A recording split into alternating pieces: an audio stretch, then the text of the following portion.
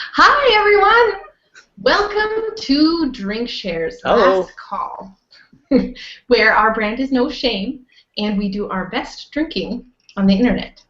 I am your host for tonight, Tara A.C. Weston, and I will go around introducing our guests and future hosts by asking how they came to know about Inkshares. First, let's start with Becky. Hi, I am Rebecca Lieber. I have recently joined Inkshares in January, and I have been totally embraced by this amazing writing family that I could not be more psyched about. I am the author of Proxy, which is a draft currently on Inkshares right now. And I actually stumbled upon Inkshares, totally random, and I have to thank two things, Twitter and Felicia Day. Because if it wasn't for me finally breaking down and joining Twitter, I would never have followed Felicia Day and never have seen her post about her friend who was trying to get his book sold on Inkshares. And I checked into. Her friend is Patrick Duncan? Yeah, it's I think it's about Frankenstein or a vampire. Oh, Dracula versus Hitler. Yes, Yeah. Dracula, Anyway, that's it. all right, go I on. knew it was some classic monster. But yeah, I actually was like, oh, that's a cool thing. Let's check that out. And my life has never been the same. I'm so glad you're here. I am excited too. All right, now Christy. All right, I am Christine Brennicke, author of Seven Shards, The Colors of Wine, and I stumbled upon Inkshares, I guess it was late last summer during the big Nerdist contest. I follow the Nerdist on Facebook, and I was just scrolling through one day, and I saw their post about it, and I actually kept scrolling, and then I was like, let me read that again, and scrolled back up, and then I jumped in and hopped into the contest. And the rest is history. It is. And you're in Quill now, right? I am in Quill now. So, looking forward to being published. That's right. All right, how about you, Joe? My name is Joe Treziva. I came into Inkshares like really foolishly, like up late one night. It was the night that the first Sword and Laser came out, and Which was when? it was Like, May? wasn't it April of 2015? April or May? Somewhere. Almost a year ago, and yeah, I was following. I was kind of looking at Abomination. I had heard about the site through by following Gary, and I saw this contest come up. And I was writing a book, and I was planning to self-publish it just to kind of get it out of my system. And this contest came up, and I jumped in, and it's like falling into a river. You just kind of get swept up before you know it. It's a year later. All these things have happened. It's just madness. Well, here's the thing with you, is that you said, I thought you had not started your book yet. No, I was just outlining it. Okay, so, yes, you won the freaking contest without having a manuscript. It was Yeah, just that's getting crazy. people together and like making them believe in it. And I had two people that were helping me get pre-orders and just like saying like, hey, go out there and sell this idea to people. And I mean, to be honest, I've done so much work on the book since then.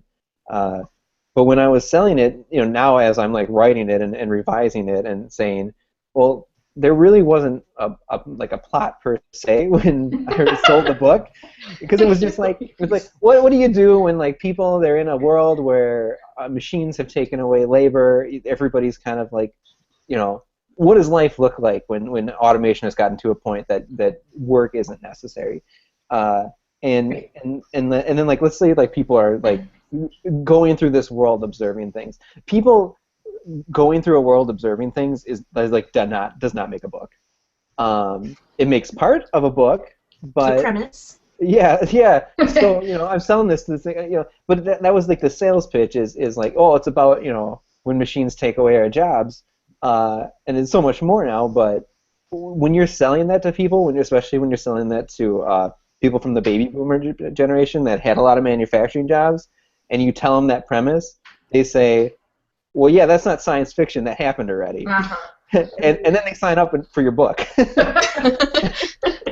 And you're like, oh, I might be in this book. Yeah. So a lot has changed since then. But that premise, that kind of idea of just saying, hey, what if, kind of took me a lot farther than I thought it would. It was dicey. That contest was dicey. I gotta say, I am couple really days. glad that everything I've read of your book is really good, because I would be so mad if your book was a piece of crap. And you Well, I've been working. That's why it's not out. That's why JF's book is out and mine's not, because JF. Is this our JF shout out? Ding, ding, ding. Our 50th Twitter follower. 50th JF, Twitter follower. JF Dubois, Mr. author of The Life Engineered, which just came out on March 1st. Check it out. It is very good. I highly recommend. If you like robots, check it out. Robots or space, or robots with feelings. Yeah, robo That's feelings. what really got me. Or like Even if you don't like philosophical robots in thoughts space. about souls, that works too. Mm-hmm. Mm-hmm. All right, so our last intro is a 2-for-1. Special guest. Special guests. So I'm so happy to see John and Patrick here. So go ahead, guys. Introduce yourselves and how you came to Inkshares. All right. I should probably go first because his is related to mine. So I'm John Robin, author of Blood Dawn, and I've been around Inkshares for quite a while. I came to Inkshares at the end of 2014, actually. Read about it in Writer's Digest magazine. Actually, I don't think they mentioned Inkshares. They just mentioned a new publishing movement called partnership publishing.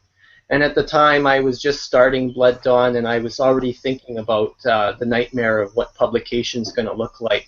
Knowing it was going to be long, I knew I probably wasn't going to make it traditionally. So I didn't want to self-publish, but I wanted to have a great high, I would have the same quality services as a traditional publisher, but I don't have to worry about being ruled out because my word count is too long.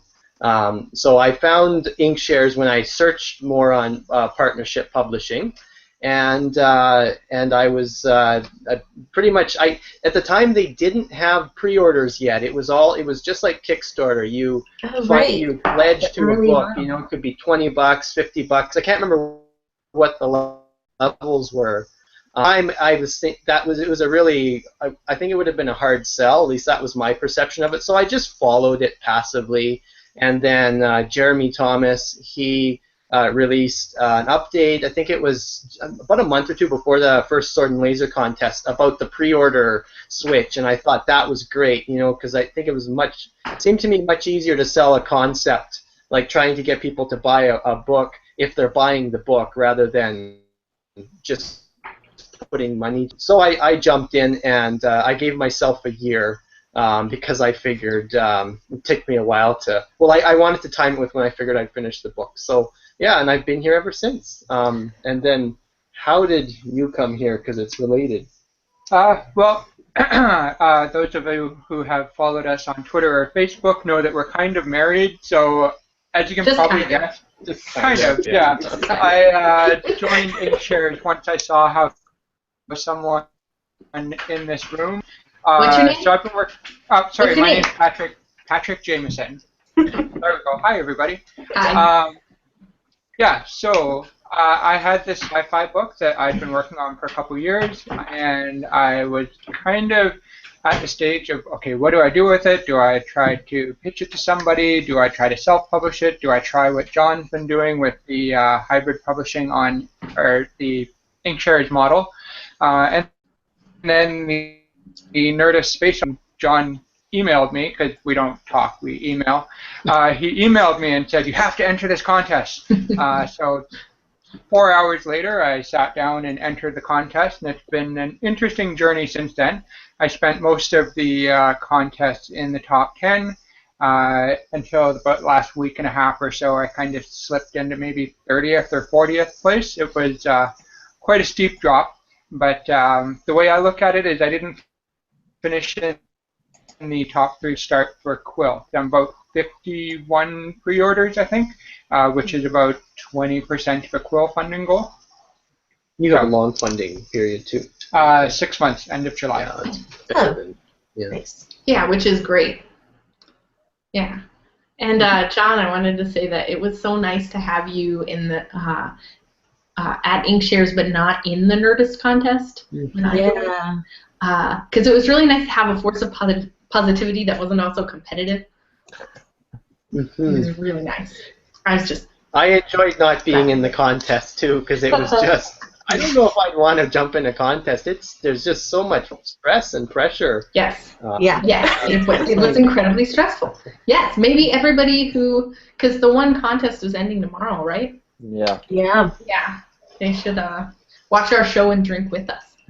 They should. We should have told them. That's like all I wanted to show do. and drink with us. Have we heard any rumors about what the next contest is going to be?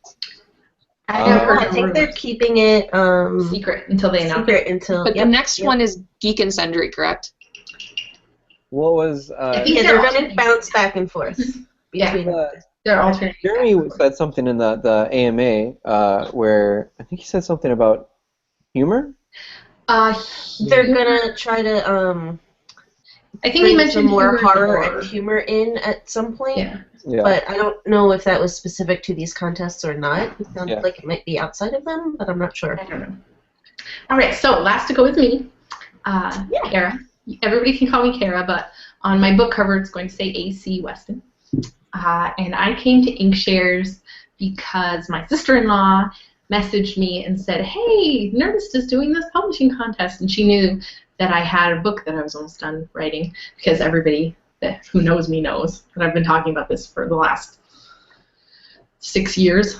I'm writing a book, working on my book, still working on my book, made a lot of progress on my book, and I'm sure they all thought I would never finish it, so ha! Almost done. Almost half. Now you don't have a choice. You don't have a choice. Say hi yet. But I am in Quill. I did not win the Nerdist contest, the first one. But I, too, was in the top 10 for most of it and then dropped out near the end when I realized I wasn't going to win and it was just too stressful.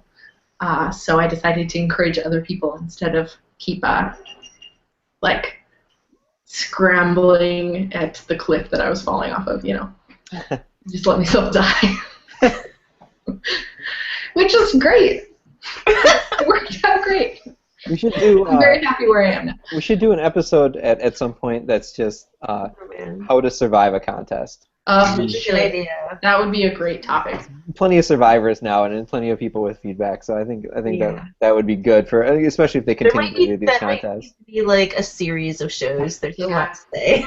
It's kind of, they could be a good must watch. All right, you're joining the contest. Watch this episode. Here's how you keep your sanity. That's a great idea. All right. Well, welcome everyone. I'm really excited about our first episode, and our first thing that we're going to talk about is what are you drinking? What are you reading? So, who wants to go first? Anybody? I'll go first. Go for it. So it's Pi Day. So Happy Pie Day, everyone. so I made a point to try to find as close of a pie-inspired drink as possible. And also, we just got a new dog this weekend, so there was no time for preparing anything Pie fancy. baking. But I went to the liquor store, and I thought strawberries go in pie. So this is a Samuel Smith organic strawberry thing. That looks ale. pretty. I like the label. Yeah, I'm trying to read it through the camera as it's coming back at me. Because I didn't write down the name of it, and it's actually really, really good. And then I got a different one for Brenda when she gets home. Who's Brenda? My wife. So everybody who watched the first episode. The zero. I think we like Brenda a lot. Everyone likes Brenda, and then she may Everybody likes Brenda. She may show up on the. She may show up later. I don't know when she's getting off of work because her schedule varies. We can think of her fondly while she's gone. She might be watching the stream. I haven't. I don't know where I put my phone, but she might be watching the stream from work if she's in between clients. So I'm drinking that. It's really good. I figured something fruity would be good to go with Pie Day.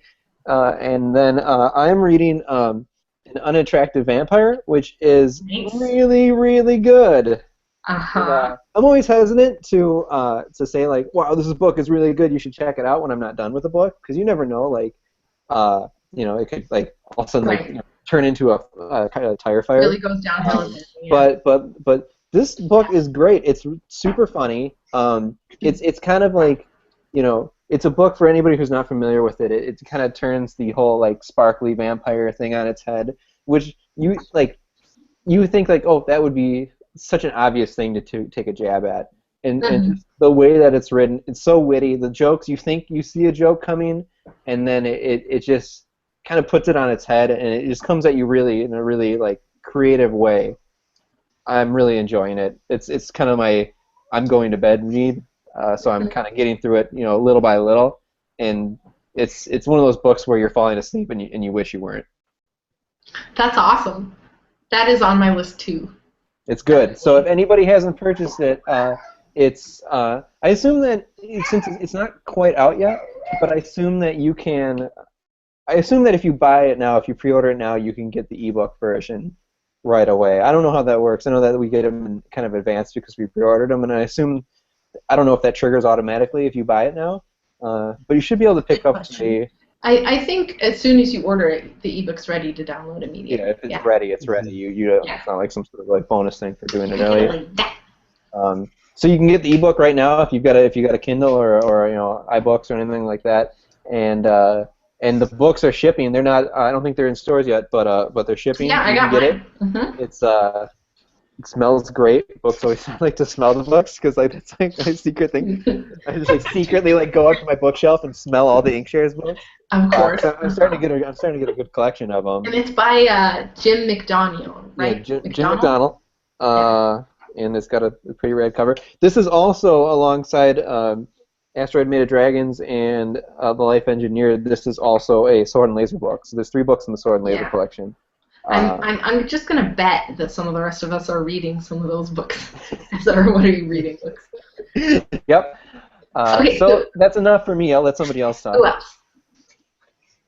Becky, what are you reading? I'll go. Okay, so continuing with the fruity motif for Pi Day, which I totally planned. Anyway, I brought out something that I had been holding on to for a while because one of my favorite things when we go to like Asian restaurants is to get a glass of plum wine. And I actually found some on sale a couple weeks ago for like $5 in the like on sale, let's get rid of this before it goes bad cart in front of the alcohol section. And so I decided to break it out for our inaugural episode. So I am enjoying some delicious plum wine along with Joe's strawberry. What exactly was it? Is it like a whiskey? Is it beer? Like strawberry flavored what? It was a fruit ale. Fruit ale. Okay. So, and then I am currently also based on Joe, reading American Gods because he talked it up so good. And then the other day somebody compared my story, which kind of has to do with, gods and souls and things like that in modern times, to being kind of American God-esque. And then I was all like, I better read this book because I've never actually read it. I just know, based on all of the work he's done on Doctor Who with Neil Gaiman, and I read Stardust when the movie came out. So that's what I'm reading. As a short digression. There's one episode of Doctor Who. I haven't seen a lot of episodes of Doctor Who, but the one that Gaiman did, The Doctor's Wife. Yeah. I've only seen it a couple, and that episode is so good. Yeah, he actually wrote 2. He wrote The Doctor's Wife, and then he wrote A Nightmare in Silver, which is a Cyberman episode. We're talking about Neil Gaiman, right? Yes. Yeah. He used to live in Minneapolis. Did he? Really? Yes, he did. I could have visited him, but I didn't. Oh well. Anyway, okay. You digressed first, Joe. Yeah, I was just throwing it in there. Okay, so that's what you're drinking and what you're reading. Okay, so back to that. All right. Anybody else? John? Well, I'll go next. Yeah, I didn't realize it was Pi Day. Actually. You're a mathematician. Well, I guess I'm slipping. See what happens when you go into writing instead of math. Since when are you a mathematician? That was my background. I wasn't a mathematician. I studied it. I never went, but I was on the path there, and I chose instead of getting embroiled in all that stuff to abandon that and become a writer. So he still does math problems before bed to help him sleep, just so you know. Sometimes, yeah. Really? That's amazing. That's enjoyment, not torture. Yeah, it's like recreational math. There's a Wow. lot of people that are into recreational math, so that's Is that me. like the new thing? Instead of coloring, people are going to do recreational math? Yeah. I I've don't heard of know. people. I've heard of people doing like Sudoku and stuff like that, but I've never heard of somebody doing recreational math. Be Well, soothing. I've heard of recreational math. I don't know how it's practiced. I mean, I don't know many people that practice it, but I guess there's people who like to study it but aren't affiliated with a university, or they're not into research, but they just like to learn. That's where I would place myself, because it's kind of hard to give it up. Yeah, I'm like a math hobbyist. I kind of want to do a side note on like, what is your degree in? Everybody, or if you have one, it's okay if you don't. Because I bet we all have a really wide variety. Oh yeah. Mm-hmm. Yeah. Yeah. There is no school of how to be a novel writer. No. We all come from different places and decide, hey, I'm going to write a novel, and have to learn and figure out how to do it. Yeah. So I am drinking Bacardi spiced rum. Show the bottle. And here's the bottle. Just because I don't get many excuses to just drink straight shots of rum in a Game of Thrones start cup that says winter is coming, which is a complete lie because winter is gone today. Yeah, it is. Yeah. Snow is melted, pretty much all the water's gone, so I didn't really think this through. Anyway, What are you bottoms up. reading? Woo! Hang What are on. you reading? What? What are you reading? Are you drunk? That was good. Sorry, I needed a moment. What am I reading? Well, things right now. We were talking about Inkshares books. Oh, there's the first cat photo bomb. Okay. So I was reading The Life Engineered by J.F. DuVoe. I say was because I was enjoying getting into this new book, and then I got dumped with a very short deadline editing project, which basically stopped everything I was doing. And that's sort of one of the downsides to being an editor is, okay, project will come up and stop you. So anyway, I'm looking forward to getting back into it now that life is getting back on. I really enjoyed the way it was opening up. I don't want to say too much to spoil it for anyone who hasn't read the book yet, but the idea of consciousness and AI and the link between humans and technology is a fascinating thing for me.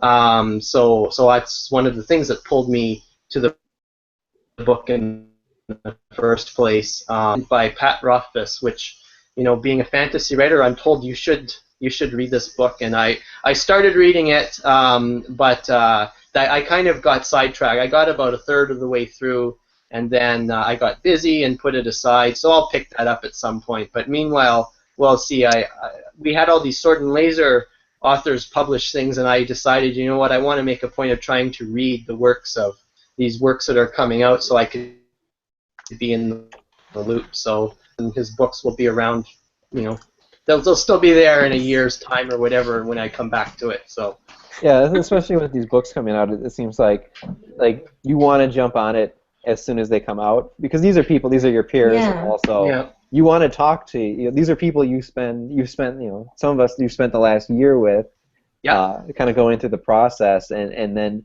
with everybody talking about it, and oh my God, we have to talk about this. I really want to talk about this, and you don't want to say, well, I'm reading this other book by somebody I don't really know, and I want to get through that first. So, Yeah. so you feel compelled to kind of dig into these right away. Yeah, I've actually made a priority list, and that's a lot of the titles that have come out or will be coming out. So An Asteroid Made of Dragons, that's definitely on my list. Ageless by Paul Inman. So these are all books that I'm definitely going to make a point of reading. And I think I also have an Unattractive Vampire book, and I put it in my phone. It's perfect because at bedtime I have that white font on a black screen, and I can just read until I start to get sleepy, and then turn it off for the night. So, Yep. so That's I've how I got a was whole reading, stash. What's that? That's how I was reading The Life Engineered. Because I didn't want to mess up my signed copy, so I did the e-reader for that one. Yeah, I love reading at bedtime. I find my mind is most sort of creative, and I tend, it's almost like that state between when you're going to fall asleep and you're winding down for the day. I find I really get into stories if I read at bedtime. So I think a lot of people have that too. Yeah, I wouldn't be surprised if that's a general. There's a science to it, I'm sure. Yeah. Yeah, I have 3 copies of The Life Engineered because back when we were funding those books, the purchase price for the top tier, where you get the name in the back, was I think $30. So it was a lot easier ask because the price point was a little cheaper. The pre-order for people who weren't going around, the pre-order threshold was higher than it is now, and there was no quill. So I've got my book, and I've got 2 other copies. I think one of them I'm going to give to the library, so lots of people can discover JF's book in the Milwaukee area. And also I have 1 copy that I've just been loaning out to people, so that it's kind of like be the local Milwaukee evangelist for JF's work. Yeah, that's the thing that I did not anticipate, was that I would want multiple copies of these books so that I can give them away to people as gifts. Oh, yeah. I mean, it should have been obvious. I'm gonna get like 10 of your books, John. Yeah, and just when you share them, and like when you're reading it, and it's something that you're so involved in, like you want to share it to people, not just the people online, our internet friends, which are just as good as our real friends, but they're not in the flesh, and you want to a lot of the stuff I discuss with one of my coworkers, and I want to be like, look at this book. I mean, every Inkshares book that I get, I'm like, check out this book, read this book, tell me how what you think about it, because it's just like you want that personal communication. All right, I'm sorry that I had to skip out there for a minute. So I don't actually know who we're on now. My daughter was her first 2. So. Yeah, Christine, can you go? Patrick or me? Oh yeah, Patrick. Right, I will. This wasn't in the fruit theme. I'm a fan of apple cider, and I have 2 drinks on me today. I have Angry Orchard, which is my favorite for flavor, and Honesty Box, which is my favorite for getting as drunk as fast as possible. Oh, what's a red one? This is Angry Orchard Stone Dry, which I have. That's my backup one. Oh, yeah. Angry Orchard is good. I don't think we have the red one here in our city. I don't know how alcohol works shipping to Canada. Maybe I can ship you some. I'm gonna figure out what happens when you send alcohol across country lines. Does it need a passport? I don't know. U.S. to Canada, you can do that. Whenever people we know, whenever they go down to North Dakota, because that's the nearest state, they always load up on the alcohol because it's a lot cheaper down there than it is up here. Because the liquor stores are a crown corporation up here, so it's all government owned. So it's a little bit more expensive. Just so quick warning though, when I drink cider, I'll probably be the first one drunk tonight. Oh, by the way, what I'm reading. I'm a huge Star Trek fan, so I'm just reading the latest Star Trek Deep Space Nine novel. I've only read the first 17 pages, so I'm not really far in, but it's good so far, and it's by an author I like. Are these Star Trek, like Deep Space Nine? Are these new Deep Space Nine books coming out? Yeah, there's about a new Star Trek book every month. Bouncing between the different. You get a Deep Space Nine book every 6 to 8 months or so, and they continue from where the show left off. So if you're a big fan, it's like the stories keep going. Yeah, that's really interesting. I didn't realize that for the series that aren't on anymore, that they continue those. Mm-hmm. I think that would be another great topic for an episode in one of these future days where we talk about extensions of. What's that? Fan fiction? Not just fan fiction, but just the extensions of like how many of our favorite shows now run in comics, like Buffy, for example, or Firefly, are now in comics, and the amazing things they can do in comics that they weren't able to do in the show, or the limitations of what you can't do in the books that you could have done in the show. And so I think that would be a really cool topic to explore, and then maybe talk about what possible extensions of our own books that we would like to see in the future. Oh my gosh, that's a great topic. Yep. We'll have to add that to the doc. Hey, Christine, what are you drinking? What are you reading? All right, so what I'm drinking, I like to invent cocktails. I don't like to follow recipes. I love it. I mixed up something in here, and it's in my glass. So there's some cherry soda, some rose water, a tiny bit of absinthe, and that's it, because I don't want to go crazy. We all have to work And tomorrow. some Sprite, and who knows, there might be a couple other things, I don't remember. That's awesome. I love doing that too.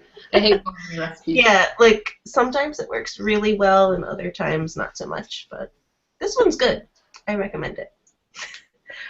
So what I'm reading is So You Might Be a Vampire by Rodney V. Smith. He was on Inkshares. Oh, yeah, you have it? Well, he had, I think prior to joining Inkshares, he had self-published it. So you can buy it on Amazon already. I want to get a copy of that. That was interesting. I really liked that project, but it never really picked up any steam. So once he took it down, I read his update about that and saw that you could buy it, and I was like, I'm gonna go buy that. So that's what I'm reading now. That's awesome. And I think several books. I think he's gonna relaunch it at some point too. Oh. That's really interesting that that's there, because I mean that's the benefit of this show is I also found that book and I thought the concept was really interesting and didn't even realize that it had come out. I get a lot of updates because I try to follow every single book I find. So I'm always kind of like a thought devourer. But then also it's very overwhelming, so sometimes I just click the check bar. Right. Like I honestly don't read every update, but I've been keeping a close eye on this one because there's this one and one other were kind of the inspiration for starting up the Snarky Dark Sea Syndicate that I run for Snarky Dark Fantasy. So this has been one that I've been really keeping an eye on. Hey, so if someone was looking for a syndicate to join, why would they want to join yours? Because it's super awesome. We choose only the highest caliber of book. And I mean, it's really if you're into dark fantasy and have a sense of humor, this is the syndicate for you. Awesome. All right. Well, I guess I'm last to go. I am drinking very simple. Ginger ale and rum, spiced rum, because we don't have a lot in the house right now. And I'm reading, I just started Asteroid Made of Dragons. I'm not very far into it, but I'm really, really excited to read it. Do you have the physical version? I just got the ebook. Okay, yeah, I'm still waiting for the physical version. I have the ebook. I just want to, even though I know I'm gonna read it, I'm gonna read the ebook version. I always want to get that physical version first. I know. I can't believe I only bought the ebook. What is wrong with me? I'm getting. I need to buy the solid. I went really crazy with his book, and I bought 5 copies. You should send me one.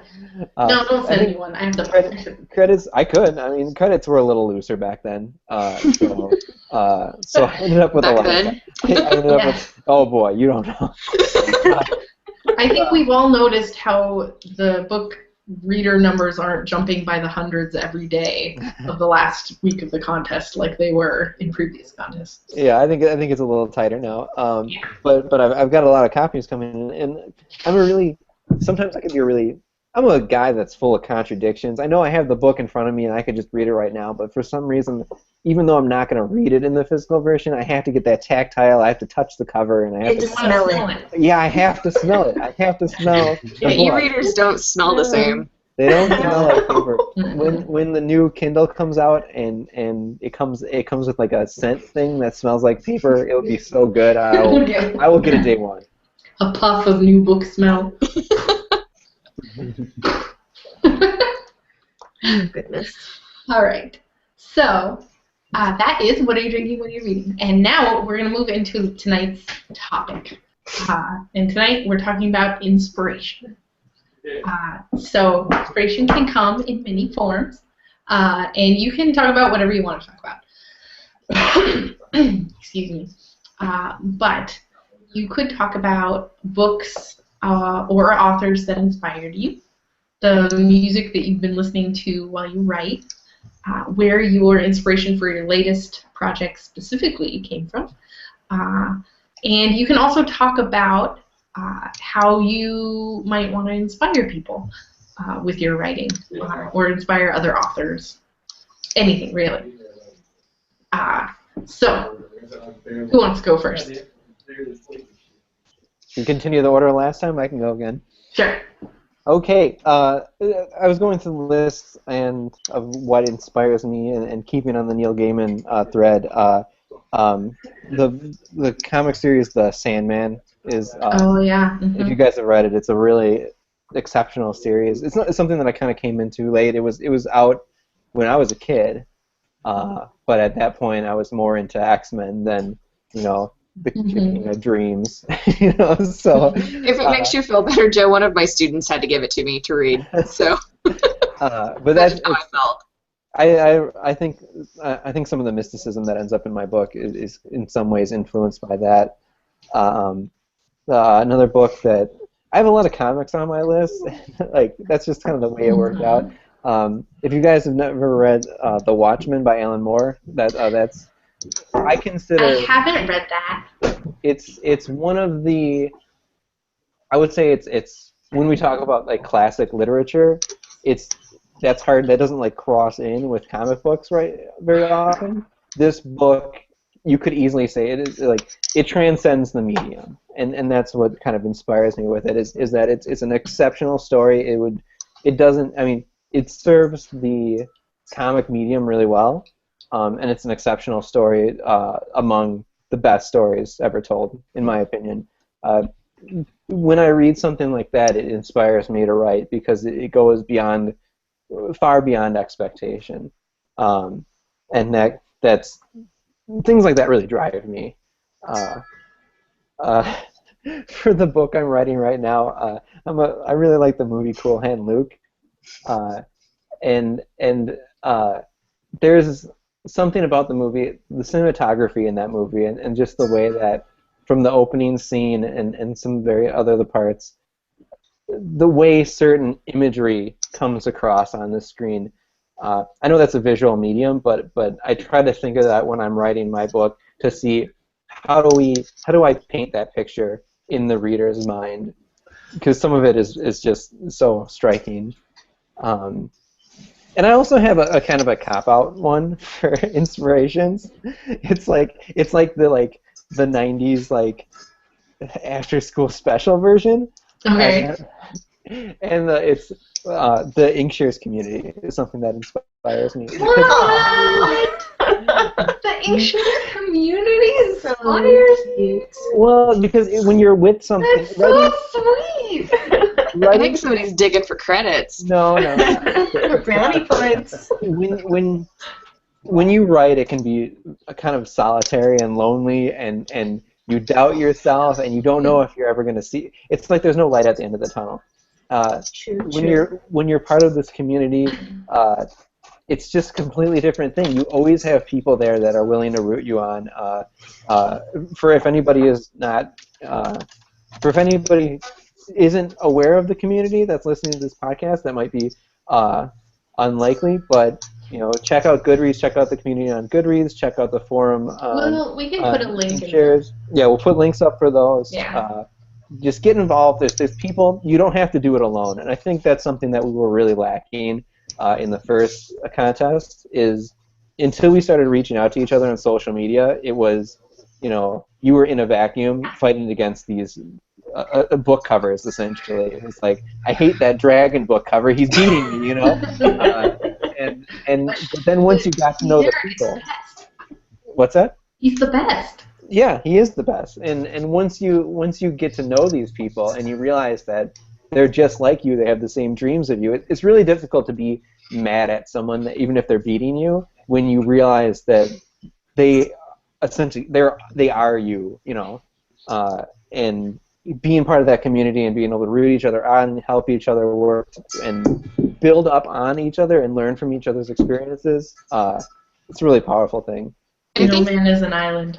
I think the coolest thing isn't even just knowing that you're sharing somebody else's dream, but also their fears and their apprehension and their anxiety. And that's what's even better, is that you know that you're not the only one thinking these terrible things about what you write or your abilities. And yeah, you're not alone. And it's when I first was going to write this book, I just planned to just self-publish it and just kind of do like a nano thing, just like bust out the words, you know, get it just to get it under my belt, put it out there, not care if anybody bought it. Being part of this community and being in the contest has driven me to ask more of myself and to write the best book I can. Because because I'm part of the community and I want to represent it to the best of my ability. And so the work that I'm writing is so much better than I had envisioned it to be last year, and it's a good experience. That's awesome. You know, I just read an article today. I don't remember where it was, but it was talking about how, I guess, Hugh Howey, who I a little bit stan. I love Hugh Howey a lot. He was giving his recommendations to the big 5 publishers at one point, and he gave the recommendation that they get their authors to form like a community together. That they form a community and start talking to one another. And that was one of his recommendations for how to, I guess, I don't know, save publishing or whatnot. And anyway, later, someone who worked there came back and said that they tried and it didn't work. Oh. The authors didn't want to be in a community. I don't know what wouldn't have worked about it. Well, I think it has to be an organic thing. I think it can't be something that you force on people to do it. And this is something that has developed naturally. And we you guys brought me in. I've tried to talk to other people about bringing them in. You know, we all reach out to each other. So it's an organic thing. And maybe it's because none of us are really accomplished, if you want to use that word, and we don't have the egos that maybe some more accomplished authors have. I mean, it's also, this is a crowdfunding platform, so, we're all at least somewhat social, whether it's online only or not. Whereas you don't necessarily have to do that if you're an established author. Right, yeah, and it's just, I think that being at Inkshares is like looking into the future and seeing how do you survive as a writer, how do you build yourself as a writer in the future, and I don't think it's something that you do alone anymore. It's something that you should build communities and you should build bridges and you should build partnerships, and being part of this at kind of the ground level, it feels good. Yeah, it's one of the main reasons why Inkshares seems ideal in comparison to self-publishing to me, because if I was self-publishing, I don't know if there would be a context in which I could operate like this as an author in a community. I mean, maybe there are ones out there that I just don't know about, but I like the one we have.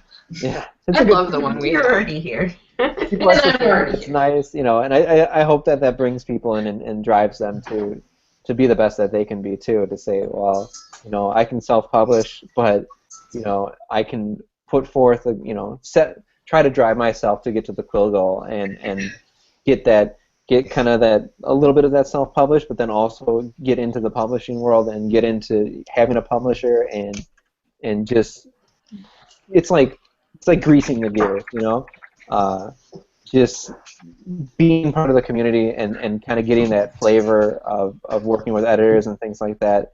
And using that as a stepping stone to continue to build your fan awareness and grow, as long as you still have the desire to write, to continue to do that. And I hope that by being as welcoming as we can be, that we help build that. Mm-hmm. I think that we do. We have a long way to go, I think, Inkshares as a site and as a company for bringing in new readers. But they're so good at reacting to suggestions and they're quick and changing for the future, which is something that I know traditional publishers are not. They're not quick to react. Most companies in general are not quick. Yeah. I mean, that's the benefit of being relatively young, is that they can be super, super agile. And on top of that, cool. Jeremy said 2016 is the year of the reader, so I don't know. Year of the reader. I don't know what they have up their sleeves, but that could be good for us. When the next books are rolling around, the next books that we have to fund, having a nice reader base would be good for us, especially with the kind of what we've established already. I think not even the company being young, but I feel like most of the people who are involved are relatively younger too and have been around technology longer. And so the established publishing houses and companies and things like that are, still trying to get into that e-reader market. I mean, look at Barnes & Noble. The Nook is failing, and I say that as a person who owned a Nook. So the millennial generation is the main demographic for this publishing company, and I feel like most of the people that are involved are somewhere, if not in that demographic, right on the cusp of it. So I think that's why they're so flexible, because most millennial people, whether they're writers or not, the things that company is doing well are the things that millennials want out of jobs and out of life, and just general expectations for things. So it's changing because that's what we want it to be. Well said. Yeah. So that was just my inspiration. We should go into something else. That was very heartwarming, Joe. My heart is warmed by your answer. I feel inspired. Good. We accomplished our mission. Christine's first thing she's inspired by. Joe's answer. Joe. Well, Christine, why don't you roll with I that don't remember what he said, but I felt inspired. There's a recording. I think as long as we don't screw up the audio screen, we'll be all right. She said she had absinthe in there. But like this much, and there's like 3 drinks worth in there. It's not much. I think John's the one we need to keep an eye out on. We are. I'm halfway Yeah. there. Yeah. I'm halfway there. Everyone's keeping an eye on John. Becky, I remember you telling me about different music you've been listening to and how Yeah, excited actually, you are. I've got a couple of things that I want to talk about. Let me get my list. So, first off, because Karen and I both adore Imagine Dragons so We much, do. I obviously put that on my list. Life drama aside, the reason I've been listening to that like crazy. So Imagine Dragons is always on my playlist for stuff that I listen to while I'm writing. But 2 songs that have just been living in my head the last week are Spirits by the Strumbellas and Unsteady by Ex-Ambassadors. Those are both songs that just kind of hit my soul, and I'm just like, oh yeah, that's me. Like, oh, I just love that song so much. And that'll be the song, like, when it hits the radio, I'll just be jamming out to with windows open and people giving me strange looks like this lady's obviously insane. But so that's kind of the music I've been listening to this week. I wrote down a couple of books just because these are always books that I always kind of keep in the back of my head that have inspired me. First, basically anything I've ever read by Christopher Moore. My favorite book ever is Fool. And what I loved about that book is he took... Othello, no, I'm sorry, I take that back. Othello's the second book he wrote. King Lear. Oh, yeah. And I want to say there was a third Shakespeare play in there, and he basically fanficked them all together. It was like a crossover of all these Shakespeare plays. That sounds so cool. Oh my gosh, it's so amazing, and it's the funniest, dirtiest book I've ever read in my life. It makes modern day jokes, it makes Shakespearean jokes. The main character is named Pocket, and he is the court jester for King Lear's court. And so the story starts out with King Lear's, basically his story, and then it kind of melds into these other 2 Shakespeare plays. And then the second book is Serpent of Venice, which combines the Merchant of Venice and Othello, but there's like this serpentine mermaid monster that's stalking Puppet throughout the sequel. So those are 2 books I love just because I adore his writing style, and I think I try to emulate that because Christopher Moore has a wonderful, snarky, sarcastic, dirty sense of humor, and I strive to not only write like that, but I hope that's how I come off when I talk. And then another one, a lesser-known series, the Magnificent Devices series. It's a steampunk story by Shelley Adina, and the reason I wrote that book down is it's one of those books that when you read it and you really start to fall in love with those characters that she's writing, she is Joss Whedon-esque in her, oh, things are going well, you're really happy with what's going on? Nope. And constantly throwing things in front of, every time you think, okay, now they're going to be happy. Nope. And you want to quit. You just want to rage quit this book, but you love these characters so much, and you're so engaged, and you can't quit because you want something good to finally happen to them. And I have been trying to tap into that for that tension and that stress that keeps the reader going, because One of the things that I remember talking about on the thing you're going to talk about later, Kara, the podcast, is making sure that you aren't just making everything happy for your characters. Because if there's no tension, there's no story. And if everyone's being very civil and very responsible and very nice to each other, that's boring. So I really like the way that Shelley Adina just throws chaos constantly at these characters and doesn't even give time for like one thing to be resolved before the next chaos is being thrown in. So she's a master at that, and I would love to emulate that. And then, of course, speaking of Joss Whedon, I obviously added him because I think any sci-fi writer worth their salt needs to tip their hat to that man. He is a genius. Whether it's Buffy or Firefly or the Avengers or his side projects, I will never forget when I found out he was doing Much Ado About Nothing, which is my favorite Shakespeare That's my favorite Shakespeare play too. I love that play. So I was really excited about that. Okay, anyway. Can I tell you just a little Joss Whedon anecdote? Okay, so you know my video, right? Yeah. Most of you have seen my video for my book.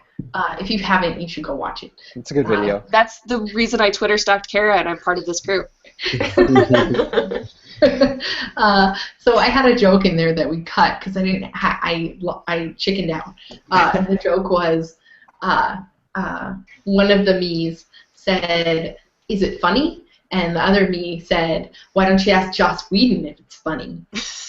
As though Joss Whedon had read my book and approved of it, which of course he had. But the joke was that I was going to flash on the screen, "Joss Whedon, please read my book." Oh, let's run that. Can you add it in? I chickened out of asking Joss Whedon to read my book. I really want him to read my book, though. It's not too late. So You now, never know, he might show up on Inkshares soon. Maybe. He might show Back his somebody's heart when he book. watched this podcast. Wasn't he on there? Or was No. it J.J. somebody else? Abrams. J.J. Yeah. Abrams. Right, yeah. Did you guys all pitch to J.J. Abrams? I did not. Oh, I no. don't No. think I did. He was on after I my doubt book. he's reading his pitches. I know. That's why I addressed mine to his assistant. I should pitch to him and say, turn my book into a movie. I want you as my director. Like, Dear person that reads these. my book will be a really entertaining thing for major Hollywood film producers' assistants to read. Mine'll be, hey, you can use all the lens flares you want. You should, yeah, I'm sure he doesn't read those. Well, and then lastly, the last thing I want to talk about, and then I'll give you guys back the floor. I wanted to talk about the inspiration for my story very quickly because I'm kind of fascinated with it, and it's actually something that I came up with when I was in college when I took my first world religions class, and it's an idea that's always been fascinating to me. So I was learning about Hinduism in my world religions class, and I remember they were talking about how the world is constantly being created and destroyed because of the Trimurti, like with Shiva and Krishna, and Shiva, Vishnu, and I'm a terrible social studies teacher here is forgetting the other one. But there's the preserver, the destroyer, and the creator. Brahma, that one. And so Brahma creates, Krishna and Vishnu like preserve, and then Shiva destroys. So whenever the world is created, everything exists. When it's destroyed, everything is destroyed. So that being said, I also started thinking about how India is one of the most populous places on the planet, and I think it recently passed China as being the most populous place on the planet. So what would happen in India when the population starts exploding with all the population booms going on, but, you know, the gods in Hinduism didn't maybe prepare for that? And so when all of the souls are created at the beginning of the world, do they account for population growth? What if people start being born without souls? Like, what kind of world would that be in? And it just kind of spiraled from there. And then all of my different fascination with, like, reincarnation and different faiths and the different mythologies that I have read about and I teach about in world history just kind of all got bundled in, and it became what happens to a world where people stop being born with souls, and what is the soul? Can we give the soul a scientific perspective? Because that's what I love, is science. So it's a little combination of mythology and how do we explain that through scientific means. That sounds awesome. And then superheroes. Don't forget about superheroes. And superheroes too. That sounds so cool. I'm excited about it. Well, everyone should follow your draft because it is It's really good so far, and you've got some cool art too. Yes, I have some really amazing art by Vincent Vernicatola that he did for me, and I have a not-so-cool trailer up. It's basically just a really fancy Prezi with my voice on it, with my best actress voice. Which is But, fine. There's nothing wrong with that. You should go totally check that out on Inkshares at Proxy. Rebecca Lieber. We'll put a link. We'll put a link in the That would be description awesome. for anybody who catches up on this. Yeah. But I mean, that being said, check out everybody's. I mean, everyone. You should put a link for everybody's because. Yeah, you should probably check out all of our books, probably. Yeah, just go. Mine's not up yet, so go buy theirs, and then It when doesn't mine's hurt. up, come buy mine. If you check out our books, it doesn't hurt any of us. It's not going to hurt anybody. No, in You might fact, find I think. yourself intrigued. You might find yourself, say, inspired. I think an angel gets its wings every time that you buy one of our books. I think that's true, yeah. Okay, how about John or Patrick? What do you guys think? Are you ever inspired by anything? Like recent inspiration or like. Do you need some boundaries here? Yes. Tell me what you've been recently inspired by. I need to apologize. We're both covered in cat hair because this guy for the last 20 minutes has been having a major cuddle fest. Yeah, like rubbing his face and butt all over They our kept faces. unplugging our Like earplugs. there's cat hair on the side of John's face. I'm waiting for Shiger to show up. He's the cuddle monster, but Alright, he's sleeping somewhere. Okay, so Wizard, that's my writing muse. Although he's often writer's block, especially when I can't get his keyboard. For the people that don't have the Literally video, blocking you from writing. Wizard is the cat that's been The cat is the up in your face the whole time. Wizard is the cat who's been on the show for the last, I'm not sure how long. He's been here for a little while. But people haven't seen him. Yeah. People We haven't seen him. we haven't been talking, so. Oh, I see. Okay. It shows up.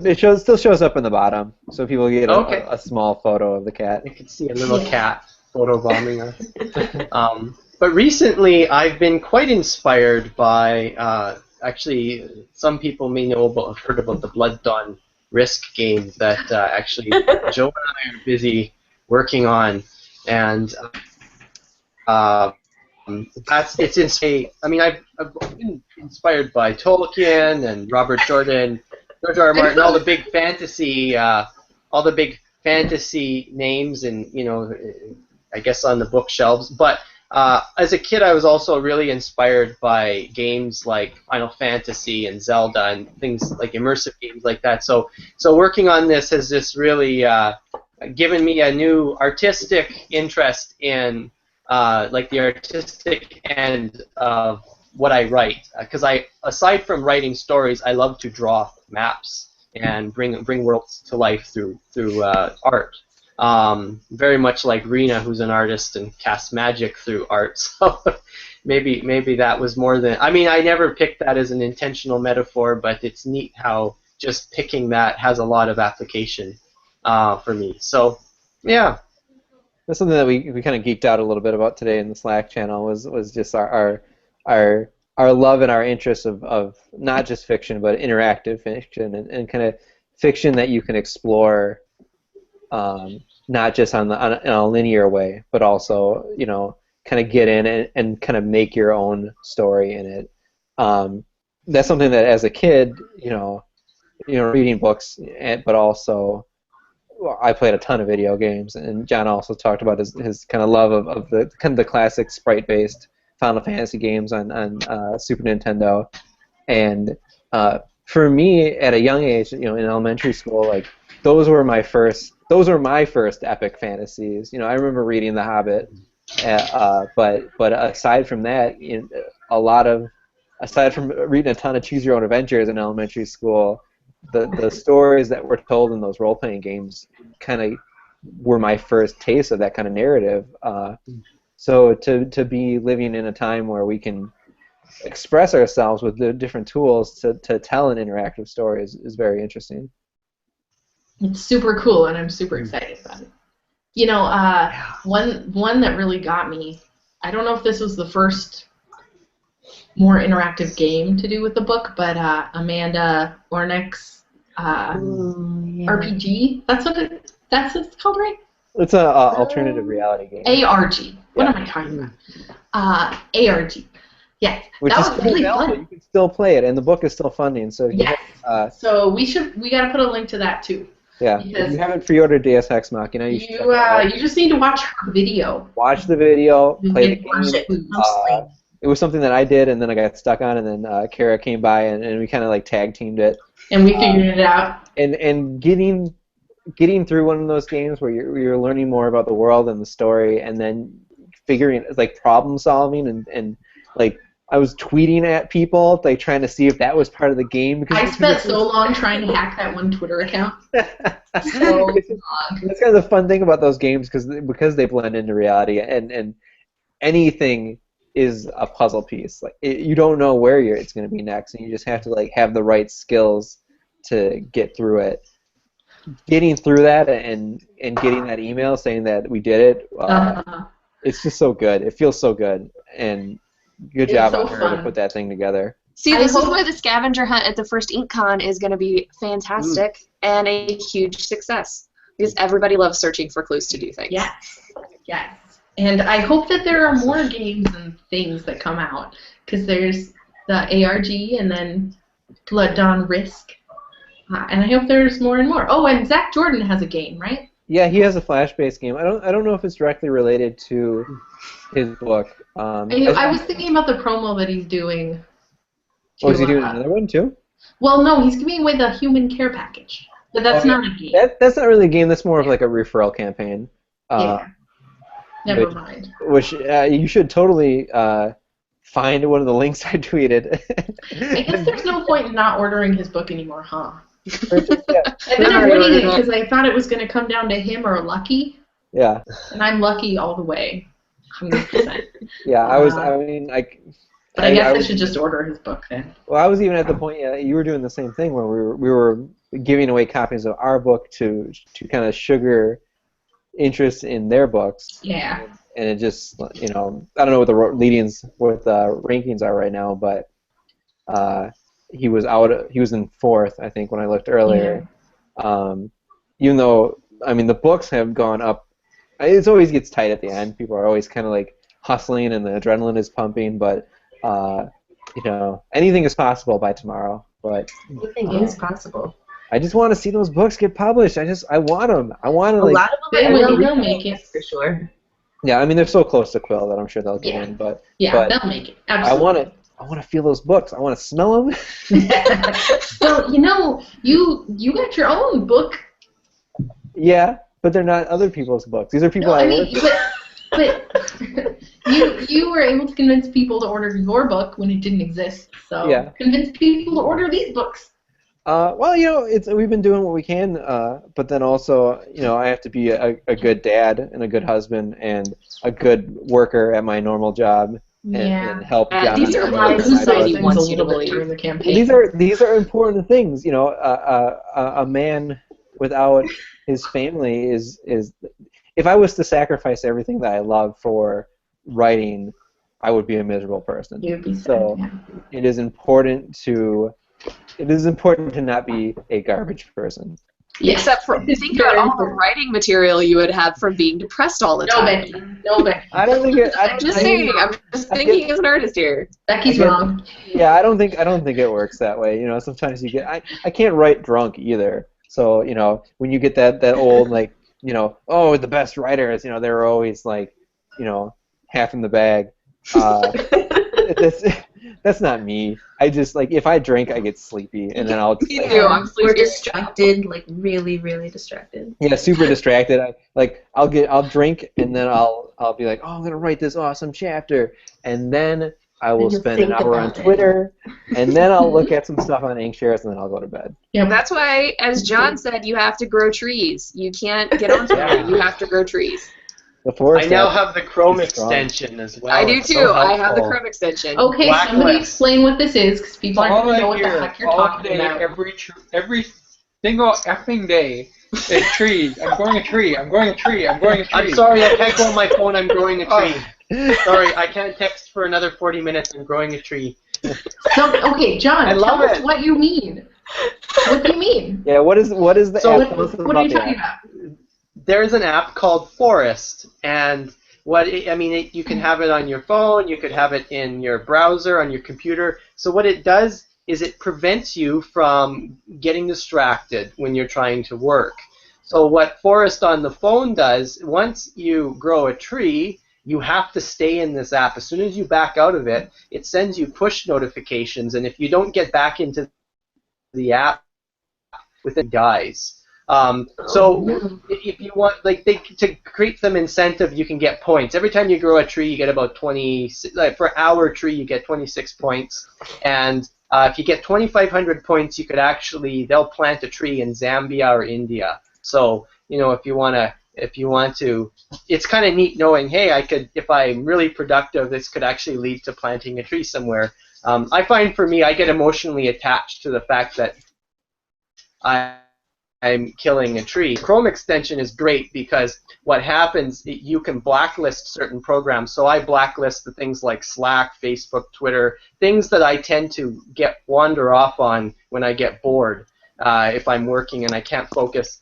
And what happens is you get a notification on your bottom of your screen saying, like, say if you went into Slack, it would say, Slack just killed your tree. I just love it. It calls you, you see what you're doing. It worked for me last week, and I got through my editing project. I was so happy. That's good. That's awesome. Yeah, I need that. I need to. It's only $1.39. You paid once and you get it. I mean, it's not free. They don't have a free version. But for me, it's the best $1.30 I've ever paid. Wait, it's on your phone though? It's on your phone, and once you get it on the computer, it's like the computer one is free. But if you want to get the app on your phone, you pay for it in the app. He doesn't actually work for the company, even though it sounds like a walking commercial. Changed how I work, and I can't talk enough about it. I just like making people wonder what the heck when I say, "Hey, I'm growing a tree." I'm growing a tree. I'm growing a tree. I tried the app, and it just did not like. I don't care if the trees die. Because you have to care. You have to care. You have to invest in the trees. Yeah.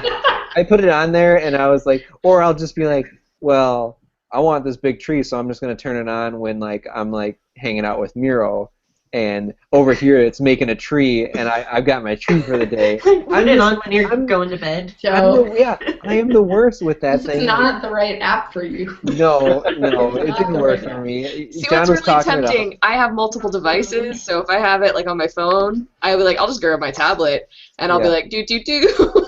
So that's why I put it on Chrome, because most of the time if I'm going to Google something, or if I'm going to work and type, I'm going to be on my computer when I'm writing, so that's what I have to do to distract me, so I don't go off on Slack, or I don't go off on Facebook or Twitter or whatever. Right. I tried to make it was one of those things. A lot of times when you're trying to fund a book, you kind of hear that adage. I don't remember where it came from, where you need to see something 7 times or however many times before people buy into it. Oh yeah. That was the app with John. I'm growing a tree. I'm like, what's this stupid tree app? And eventually, I heard it enough times where all right, I'm installing this thing and I'm trying it. And then I tried it and I was like, I can grow trees whenever I want. It just didn't resonate with me, but it's totally cool for people that it works for. Yeah. How about Patrick? Okay, I'm half drunk, by the way. Okay, that's good. But I think I'm coherent enough. It doesn't take much. So inspiration, right? I have a relationship with sci-fi. I love sci-fi, but I'm really tired of the Hollywood version of sci-fi, which is there's this alien that's coming to destroy us, so we have to destroy them before they can destroy us. So it really kind of got me bummed out on sci-fi for quite a bit. And so it took a little bit of exploring to find sci-fi that actually doesn't have aliens in it, or if it has aliens in it, they're not out to destroy you. And so I found that to be so the movie Children of Men, which is also such a great movie. Yeah, I like the movie much better than the book. I think that's one of the few cases where I think the movie's better than the book. Yeah, I felt that way about Timeline. I did not like the Timeline book. Yeah, that again. That movie was was a better. crap movie? All of my Ooh. favorite scenes, I saw the movie before I read the book, and one of my favorite things about the movie wasn't in the book. I was pissed. I was so mad. What? Well, do you want me to spoil it? Okay. Yeah, nobody Okay. cares. It's time. It came out like The 20 years scene ago. with where he finds out it was his ear that was cut off. Remember when he's looking at the very beginning of the movie, he's looking at the tomb where the two people are laying together and they're like holding hands, and he's talking about, oh, the guy's ear was cut off, and you know how romantic this time period was and what a great time it would have been to live. And then at the very end of nonsense, by the way. what? Which is total nonsense. Oh yeah, it would have been a terrible time to live. It would have been awful. I just got done teaching medieval history. It's the worst. Anyway. Yeah, anyway. One of the last scenes in the movie is when he's talking about, or he's fighting, and he gets his ear cut off, and he realizes, oh, I'm the dude from the tomb, and I get to be with the chick, and I don't know, as a teenager, I always loved that part, because that was sentimental, but that part wasn't in there, and that really frustrated me. Okay. And there were some other parts, too, I can't remember off the top of my head, but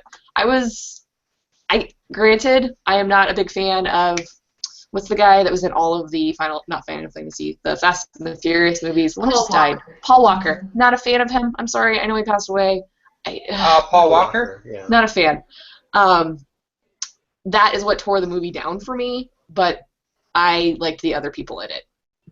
So That's another great topic for another episode, is movies you liked more than the books. yeah. That is a great topic. Which apparently you can be very wrong on. Oh, I could be wrong if I wasn't, except I'm not. Timeline is a great book. It's a great book. I don't know. I was really apprehensive to read any of the Jurassic Park stuff because Jurassic Park was one of my favorite childhood movies, and I just couldn't bear that to be ruined by reading the book. It's just different. Just take it as a different property. Yeah, that's true. I mean, I don't know. I felt like you there can was be heart. entertained by two things instead of one. True. I felt like there was more heart in the Timeline movie than there was in the book. But maybe that's just how Michael Crichton writes. Yeah, maybe. I read this, I think it might be in my copy of The Hitchhiker's Guide to the Galaxy, where Douglas Adams says, when asked, which version of Hitchhikers is the true version, they're all the true version. I was just reading that the other day, actually. Yeah, the old BBC version, the radio play, the movie, the books.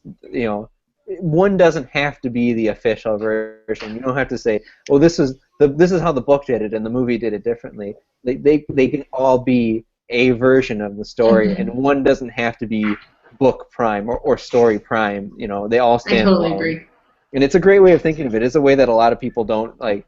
I remember as a youth watching X-Men movies and stuff in the theater and being like, oh well, in the comics it was like this and now as an older person, I watch movies and it's, when they're based off comics, it's you just judge it by the movie. You say, well, that was an entertaining movie. I don't really care how it happened in the comics, because they're different. They're completely different stories. They take influence from each other and they take story beats from each other. But it's and strange they have to be different. Yeah, and it's strange as like a kind of a younger person, like thinking like why isn't this movie a rehash of what the story I already know? Like now I'm much more interested in saying, okay, how do you take these beats and make them work for the screen? So it's I don't know. I guess it's just Comics are a whole different monster when it comes to that too, because comics are the only really medium where you can have multiple forms of the same story before it ever becomes a movie or becomes a book. Because just the other day, who was it that put the Civil War trailer up? Was that you, Joe? I think I posted it. I saw it on Lots of people.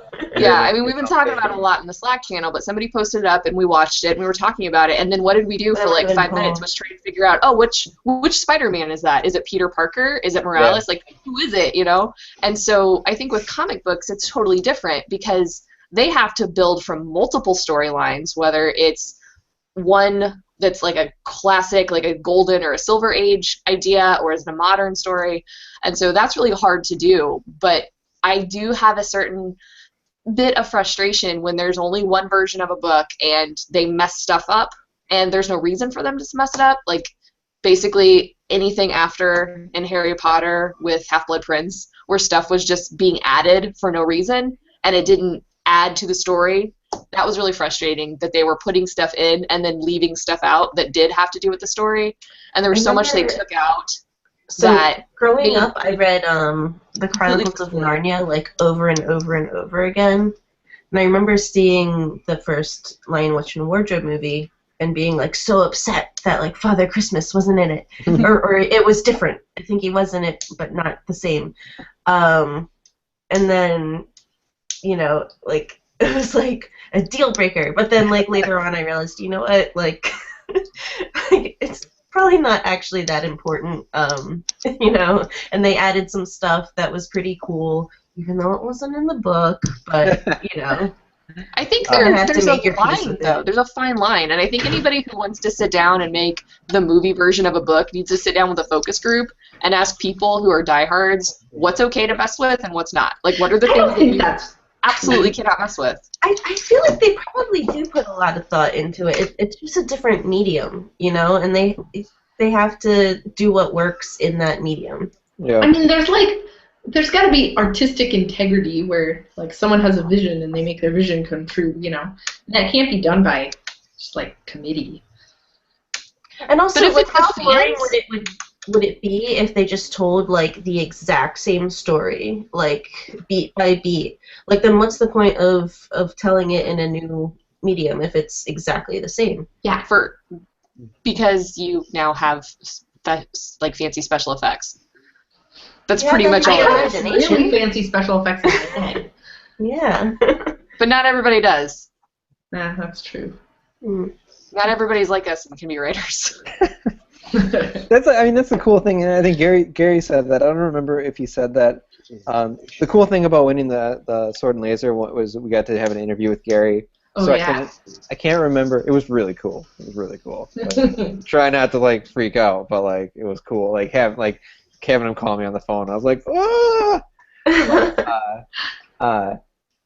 One of the things, I don't remember if he said this in when I was talking to him, or if he had said this in an interview, but just saying the difference between movies and stories is my wife's coming home, so now the dogs. If you hear the dogs in the back, short dog interlude. But the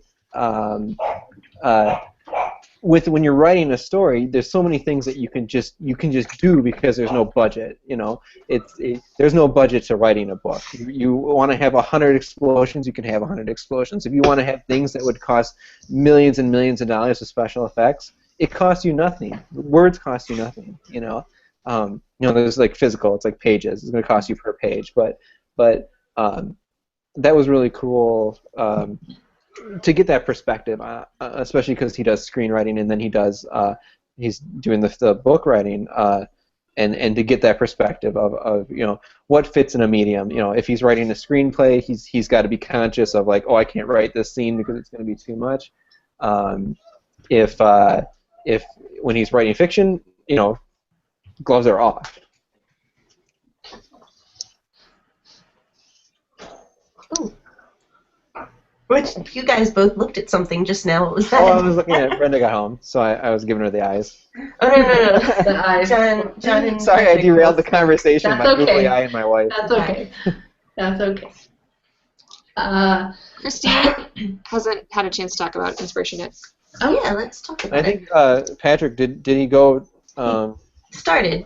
I think he started but didn't finish. All right, so to list a few more inspirations while I'm still reading. So there's Children of Men. I also really like the movie Moon, starring Sam Rockwell I and love that movie so much. Kevin Spacey. Yeah, like a really good movie. Just two characters basically in the entire movie, and there's enough drama between them. No aliens involved. For TV shows, unless you're in Canada, you probably haven't heard of it, but Charlie Jade. It was a TV show that only lasted one season.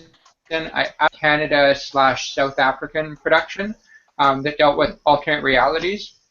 And again, no aliens, but they use the tools of science fiction to make the story so exciting that you don't need aliens. And that's my big thing. Like, I'm not against aliens. It's just I think that aliens attacking Earth and destroying Yeah, is a little bit overdone. It's been done so many times. Yeah. Well, and I think you I'm make a gonna really fight you valid all. point too, that science fiction doesn't just have to be space. It doesn't have to be aliens. There's so many things. Like when I was writing my stories and I was putting them up on like Wattpad or Inkit or whatever, I had a really hard time deciding what is my genre, because even though it does have to do with science fiction-y stuff, it also is partially a historical because there are time jumps in it. It has to do with superheroes, and so it's kind of paranormal with the mythology. So where does my book fit in? Does it even qualify as science fiction? Because most people think hard sci-fi when they think science fiction, aliens and robots in space. Well, I mean, what do you classify yours as now? Is it paranormal? I have never really solidified mine. It's like I said, it's a little historical fiction. It's a Urban little, fantasy. Yours is urban fantasy. does it qualify as urban fantasy? Yeah. I don't even know, because Because of all the bar fights. yeah, that's true. There's like one, and it's not even really a bar fight. But But there's still, drinking.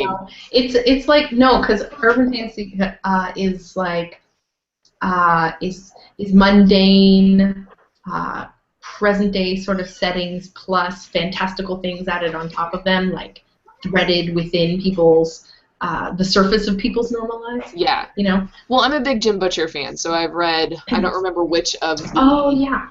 the Dresden books I'm up to, but see that I know that's definitely urban fantasy, because I see the magical elements and the vampires and the monsters and all that, but mine doesn't really have that, so I guess I never really qualified it as urban fantasy. Alex. And I think that yeah. defining your genre isn't as important in the modern day publishing world. That, I think, is a little bit more of the traditional publishing model, where you have to know your genre so that you know exactly where it ends up in a bookshelf in a bookstore.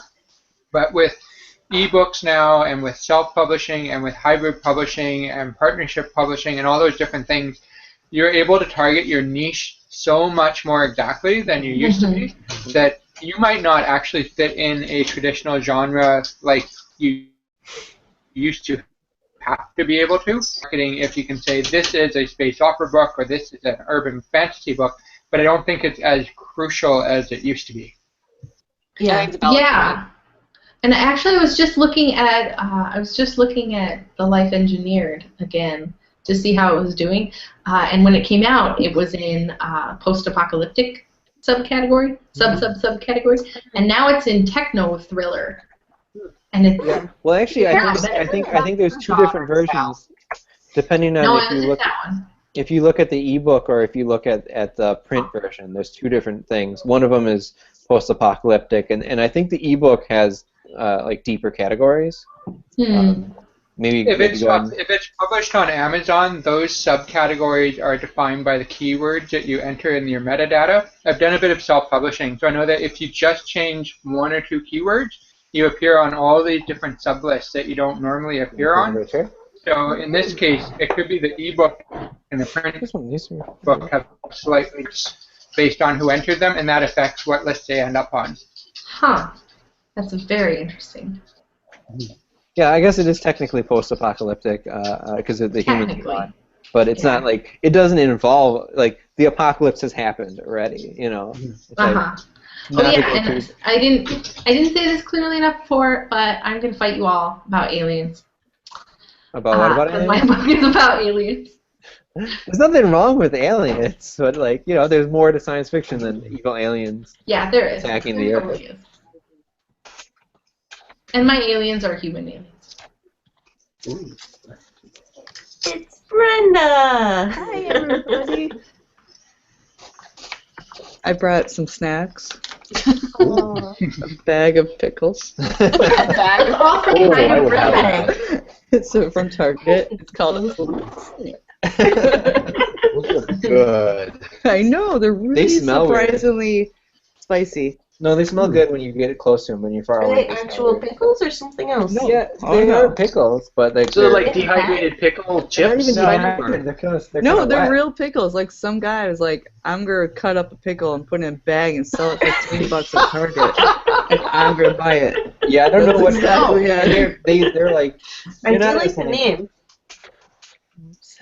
That's awesome. Love They're that. they're not as like moist as like a pickle you would get out of the fridge, Mhm. but they're still like Not they're as not dry. moist. So it makes you think, and it doesn't have to be refrigerated. So it really makes you think like, what's in this bag that made it these pickles could be preserved in this way? Great for on-the-go snack. It says no brine added. Hmm. Sounds delicious. I wish you guys could have some. I wish we could too. I appreciate that. All you guys look great tonight. Thank you. You too. I mean, from a stylist, that means a lot. We all wanted to look nice for our online debut. Yeah, this is episode 1. So this is the real deal today. It is. So I was watching in the car as I was driving. Of course. Did you go through drive-thru? No, I didn't do a drive-through today. I got pizza. I got pizza from Papa Murphy's. I'm really I disappointed was at how sober you guys are. I know. Well, Sorry. Personally, I was like hammered last time, so I didn't want to repeat that. Yeah, I mean the night is still. I mean we still have. I'm gonna have a 30 third. minutes. I don't half want an to hour keep of you this. We'll get there, disappointed. we'll get there. Like, I was sad because I was like, Joe's talking really quiet. And you guys were all taking turns, and I was It like, might just be the microphone though, because maybe. Oh yeah. because I have this microphone hooked up, Actual- and hopefully Zencaster will make it normalized. But when I was just using the microphone that was built into the computer, every time the dogs barked or every time you heard something, you could like hear Miro in the bedroom coming through into the laptop. So I didn't want like our entire house to be recorded onto a podcast. Okay, do you mind if we talk about Christine's inspiration? Okay. Let's do it. All right. So I mentioned Chronicles of Narnia already. That got me into fantasy at, I don't know, I want to say like maybe around the age of 8, 9, fairly early. And then another book that I'm really into is The Mists of Avalon.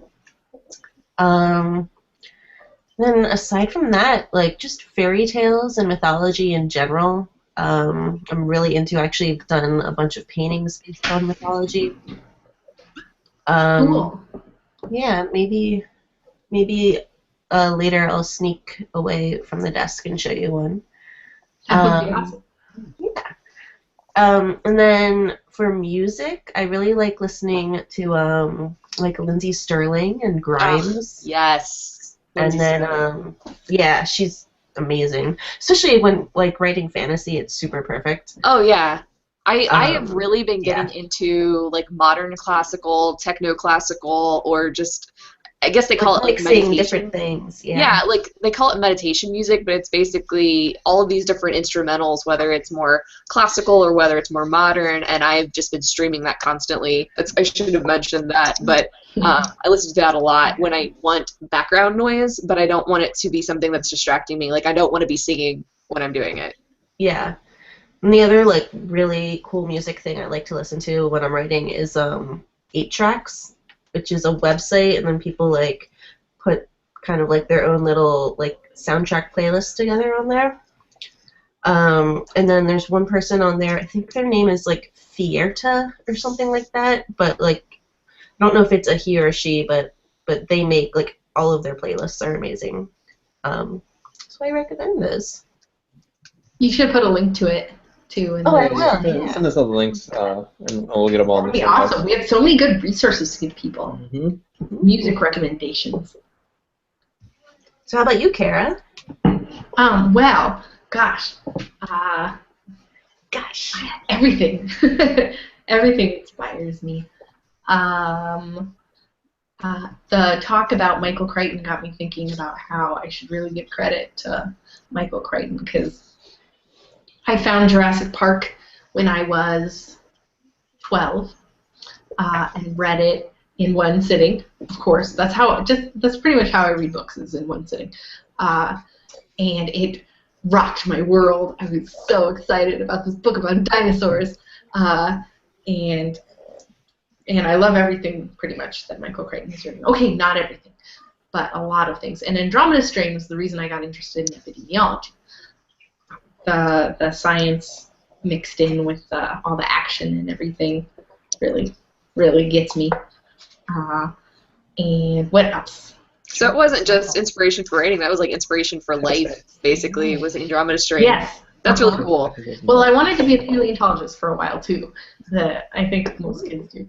I was almost a geologist. Oh, you were? Yeah, except for I suck at math. I'm not a math genius like John is, so I don't do recreational math before bed.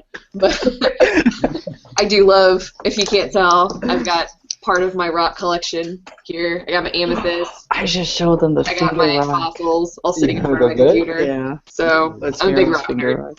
Is it in his But bedroom? it's not one of those fancy rocks that they're It's not talking like about. geode or anything. No. Sorry. But I got really excited. I was like, Sorry, we don't have any of them fancy rocks.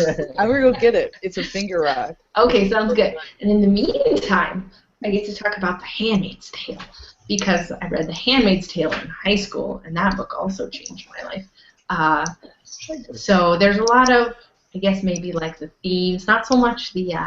My book isn't post-apocalyptic, but I've done my best to write something that Margaret Atwood would be proud of, which is why I say that The Handmaid's Tale, my book is The Handmaid's Tale plus Firefly, because Firefly is a big, complex team with really unique characters who love each other. And I can talk just a little bit about The Handmaid's Tale, because that is one of those books that always pops up and like, oh, if you like this, you should read The Handmaid's Tale. And I have no idea what it's really about, so can you enlighten me? Oh, sure, yeah. Well, it's post-apocalyptic. The United States has been taken over by extreme Christian fundamentalists. Oh, okay. Yeah. So it's a horror story, basically. The main character is a handmaid, Offred, who is owned more or less by one of the country's elites. And the fertility rate for various, probably environmental reasons, they don't really go into it in the book, but the fertility rate has really gone down. So per biblical allowance, misconstruing Bible verses, like you do. They as use her crazy conservative ones are wont to be. To try and conceive babies against her will. So you should read it. Yeah, I should check It's that out. really good. It's really I'll good. do that. As soon as I'm finished with Joe's recommendation, I'll check out Margaret Atwood's I have book. a whole list. Are you guys ready for finger rock? We're ready for finger rock. So this isn't gonna play on the audio version, but like this is a rock that I think. Did you find it in Miro? I found it. We're all writers. We should be able to describe this friggin' rock. Yeah, it's a rock. So it's a rock, and then it has a little piece chipped out, so it looks like a fingernail. And it's really cool. Your kid thinks you're a hero when you like. Listening to the audio version, for Brenda the put it up to her podcast hand to audio. make it look like her thumb was the thumb of the rock. I'm not gonna do it correctly. I'm doing it backwards. That looks good. Yeah. Finger rock is a finger rock. Rock. That should be This a is what writing people come to problem. expect by tuning in. We're getting there. Somebody should put that in their book. Finger rock. Finger rock. Finger rock. Oh snap! Pickles and a finger rock. That should be a challenge for all of us. We all have to somehow work finger rock into our book. And it'll be I will like mail it a to each of you, and you guys can all have it for a week. It's really smooth too. Yeah, it is. Buddy. Guys, you don't know On this. this rock. You don't know this, but I'm going to tell you the secret. And that is, I shouldn't tell you this. I shouldn't tell you. Should I tell you? We don't want people to Yeah, know? you should always tell secrets. I'm so bad at keeping secrets. What's Spill everything you know. Okay. Remember, everyone can see this. Okay, so I don't name you, but Brenda and Joe, you're in my book now. I put you in my book. what? Yeah. Oh. Do So they you're do in the there. You're just Twilight gonna Zone? have I to was gonna say, recognize is it by the Twilight Zone? description. Is it good or bad? What? It's just two people staring at each other while you're reading it. I practiced it at work today in the mirror, and I got really good. I perfected the pose now. Yeah. You guys were already really good at that. No, it's like I got it good. Better now? Yeah. Wow. You should do it for our viewers. Okay. Are you gonna do it to the Yeah. camera, or are we gonna do it to each other? To each other, obviously. Okay. Take off the glasses. I gotta get a character. I gotta get a character. They're getting into character now. Ready? Oh dear. I practiced. How about you like ramp it up? It's like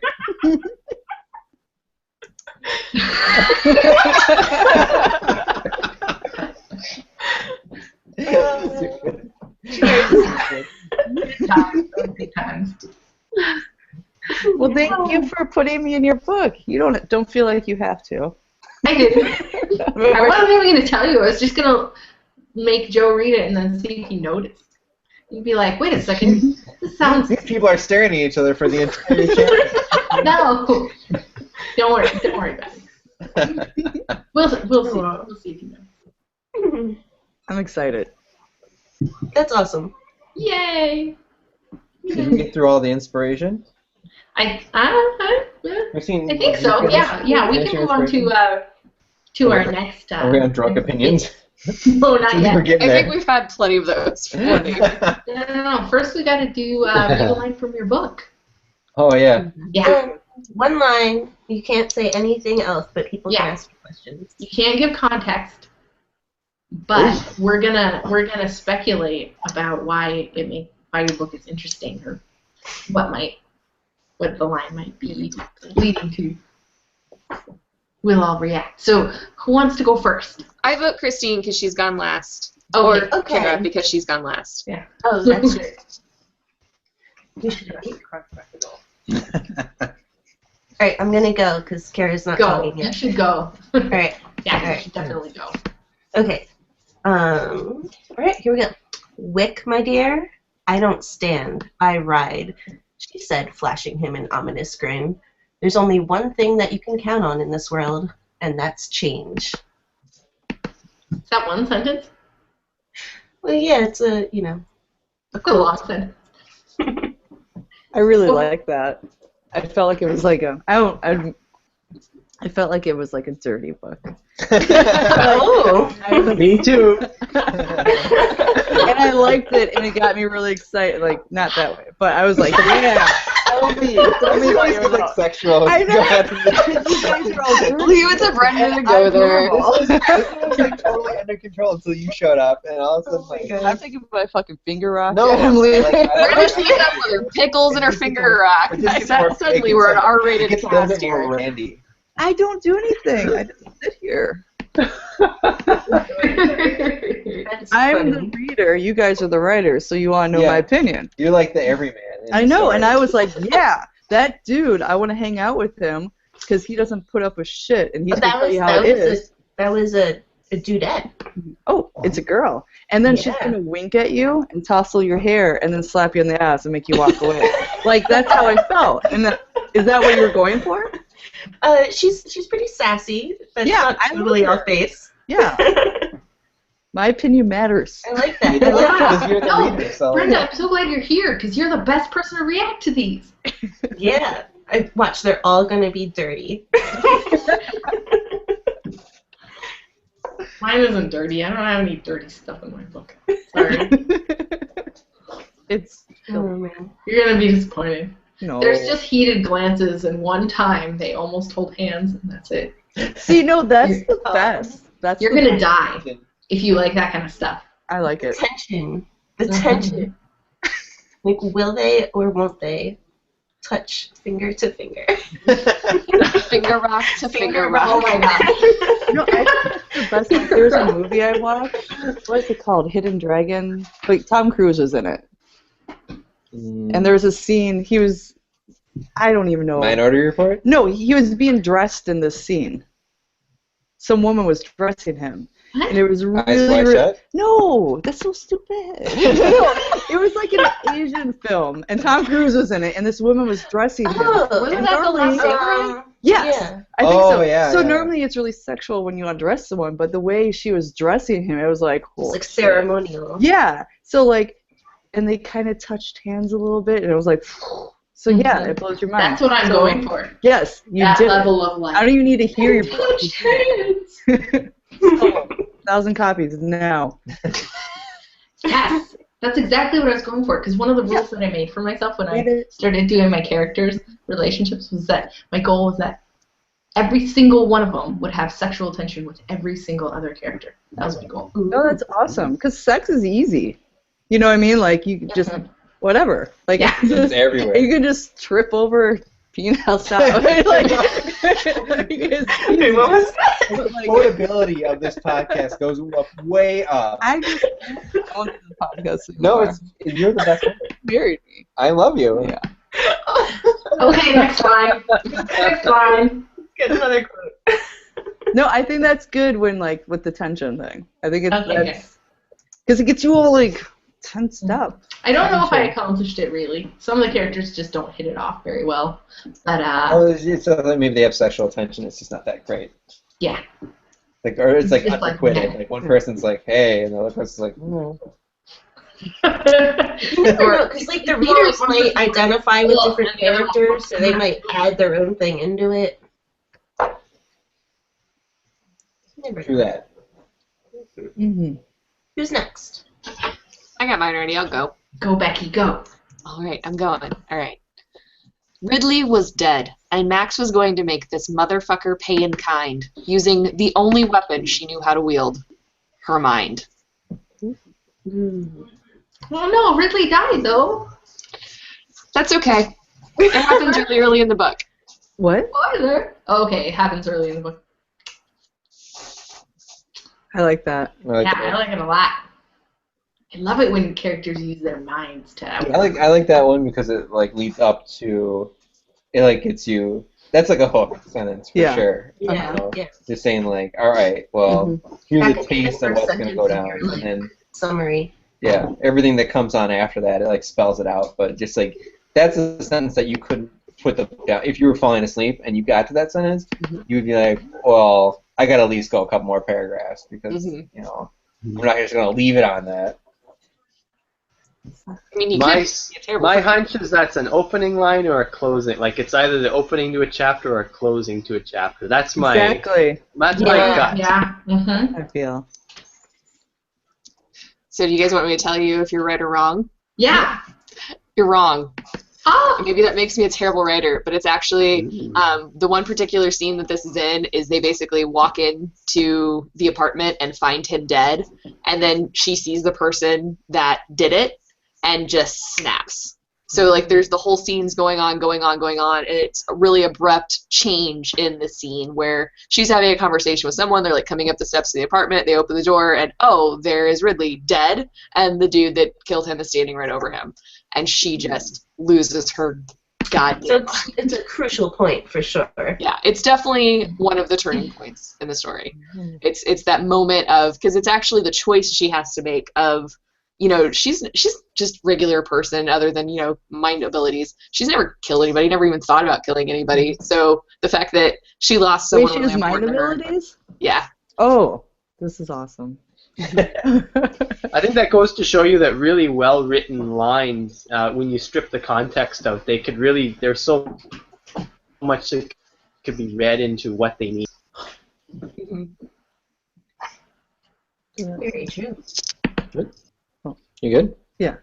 He just cut out. Oh, I didn't hear. that was probably the audio. All right, who's next? Kara. You guys are psyching me out. I was going to read the first line of my book, but like, I should find something more exciting. Well, I can go because I cheated and I didn't pull something from my book because because I was reading an article today and the pull quote was so good and I just thought, damn, I gotta get something like this in my book.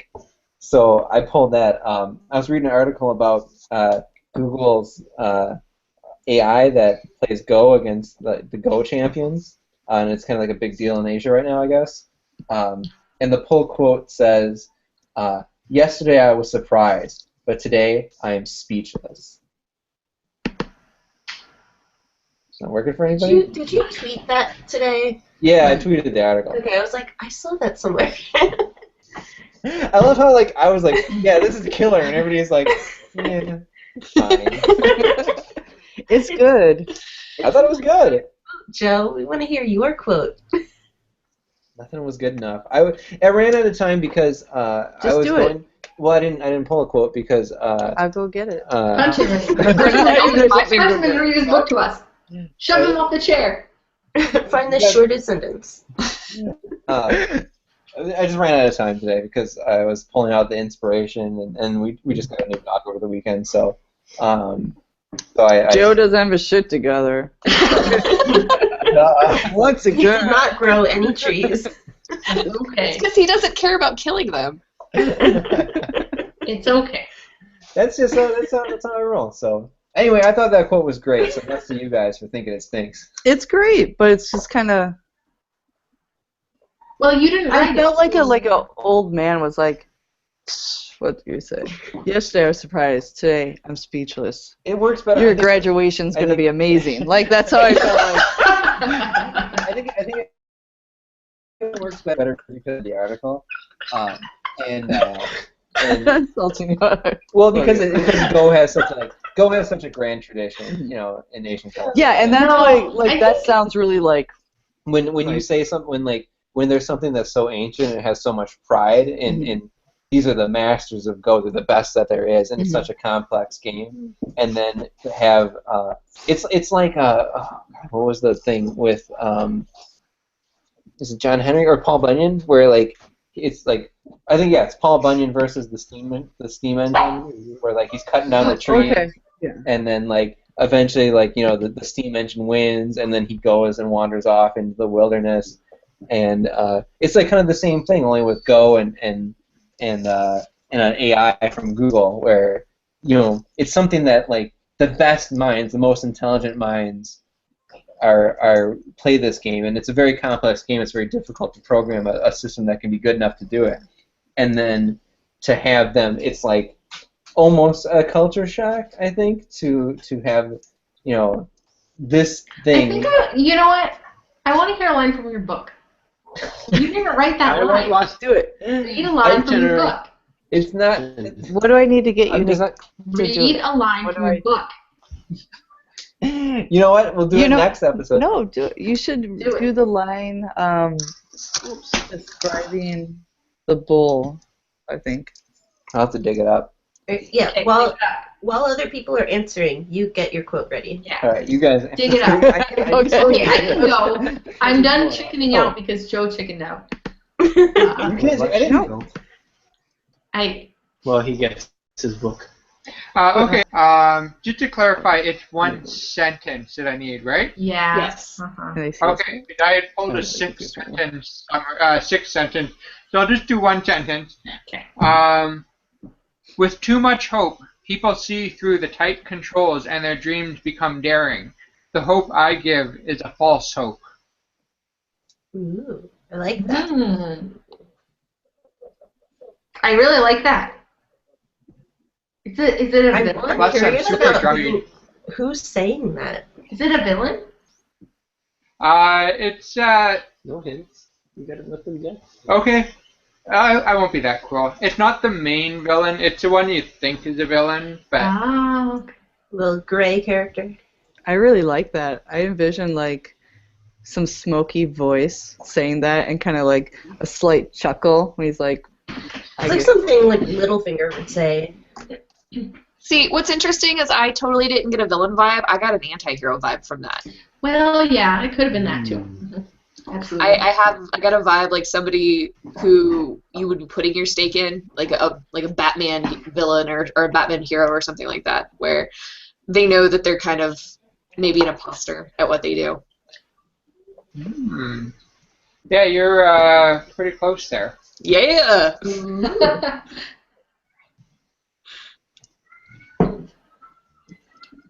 I liked it. It makes me want to read your book more. So are you supposed to? Am I supposed to give it away? Am I supposed to tell you who it was? I'm a little bit so drunk I don't I like that. remember how this That's has been awesome. going so far. Can I pick it? Even club. Well, is it a spoiler that the character is a minor villain? Pardon me? Say that Is again. it a spoiler? Like if we go into the No, book, it's not a spoiler. So the book takes place in a colony on Mars that's run by a dictatorial government, and this is the president of Mars who's saying this as a way to control her people. But she's not the real villain. She's being controlled by someone else, Gotcha. which is not a spoiler because that comes up pretty quick. I love anything set on Mars. I just want to read it. I want to read it so bad. I love it. Give me Mars colonies. Great, Kara, what's yours? Okay, well, I found one that I'm going to go with. It's not the opening line of my book. Okay. You want someone loyal, Kai groaned, or someone obedient? Oh. I like that one. Give me more. Well, I can read it. Do you want to hear the end of the line? I kind of do. Is that okay, guys? Read one sentence, but the end of the line is, I'm only good for one. That's good. It works even better with that little piece on there. Yeah. Uh-huh. No one else can put out a book but you. No, that was good. Thanks. I got Brenda's approval. That's all that matters. Everybody else is too drunk to give their impression.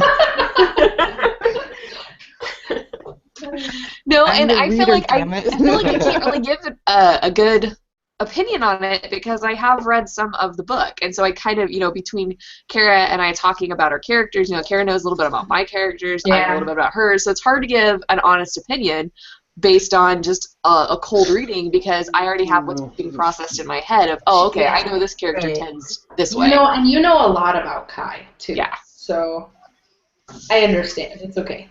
It's not exactly fair. All of my characters, Patrick, are human aliens. They're aliens. All of them. They're like a half human, half alien? Or... No, they're human. What you said human aliens? Yeah, they were born on other planets. Okay, yeah, I got it. Besides ours. Like foreigners. They're foreigners. In my book, I call them X-Tears, Trump would hate like them. extraterrestrials, but I didn't want to call them ET. So they're like expats. Yeah, expats. That's a good way of saying it. X-Tears. Nice. All right, you guys ready? Brenda, Yeah, I'm ready. Brenda Yeah. picked the quote for me, so Nice. I'm gonna pull it over here and I'm gonna read it. We are outmatched in this place, the mutt said. No, you don't. Wait, what? Did I screw it up? Yeah. Yes. Where do you want me to start? Should I do Do you want to read it? Yeah. You don't. I won't read it. You can. Is it Lauro? Oh, Lauro. I picked the wrong one. Yeah, Lauro. That's how you say his name. Just yeah. read it, Brenda. Joe he can't. Laura looked down at the mutt to see his tiny jaw begin to form words. We are outmatched in this place. Pow. That's it. See how you messed it up? I liked it. Whatever. There were two different sentences. I will rate this book. You can finish it. No. They'll finish it. So clearly I get the sense that they start in one place and end up in another, and they're obviously out of their element if they feel like they're outmatched in this place, being not the place they're originally from. Right, yeah. And that's actually a sentence from a part that I'm not sure if I'm going to cut or not. Because, Okay. well, because, so there's a thing with, it's really hard to balance, to balance somebody who has hallucinations and still pay respect to mental illness and not trivialize it is a really tricky thing to do. Well, I think you should, in a way, because it's real life. Yeah, but you don't want to trivialize it. You don't want to like make it like you don't want to cheapen it. You Well, you gotta like be respectful to it. Well, my father had schizophrenia, so I can talk about this. But like everybody's gonna be offended some way or another. No one's gonna someone's gonna be like, "Wow, this is dead on," and then someone else is gonna be like, "Why would he do that?" That's true. So Yeah. trivializing things makes it a big deal too, because every day, with schizophrenia, I have an example. My friend's aunt, she has schizophrenia, and she was sitting outside with her, and then the aunt was kind of she was on medication. She was just sitting there freaking out a little bit, and my friend's like, "What's wrong?" She's like, "Jumbo jet just landed in front of us," which she hallucinated it, but she like saw a jumbo jet like land right in front of them. But not every day she sees a jumbo jet.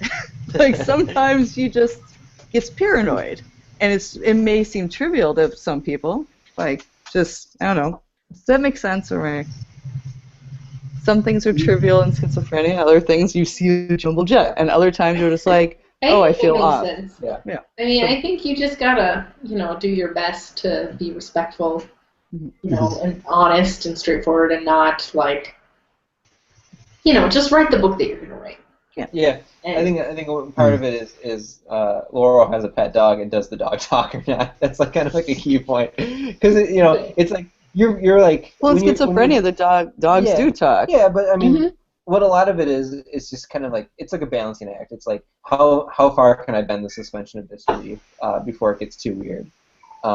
Joe, one of the things I would recommend for you, specifically like for schizophrenia, is there is a family. The daughter's name is Janny, and she has several documentaries that have come out. Both her and her little brother have schizophrenia, and she has exactly what you're talking about, where she sees, I think they're rats or cats, and they speak to her, and they have names like numbers and colors and things like that. So that might be helpful to kind of watch her, how she interacts with the world, and how when she's hallucinating, she is talking to what looks like an imaginary friend, but to her it's just the person in the room or the animal in the room. And so I think by watching something like that, it might actually help you understand how you could write from the perspective of looking into someone's life that is dealing with that. Maybe? That's good, yeah. I think that's good. You should send me the link tomorrow. Yeah, I'll see what I can find. Yeah, we need to hear John's line. Yeah, I want to hear John's line. Oh, my line. Okay, this one was actually picked by Christine. I wasn't sure what to share, so I shared a passage, and this was her favorite. So Christine, no, don't give the context away. Okay. Okay. There was a presence in the room, the one Rena had felt when she first entered, but now that presence was not around her, not lurking in the air. It was in her, filling her. That's my line.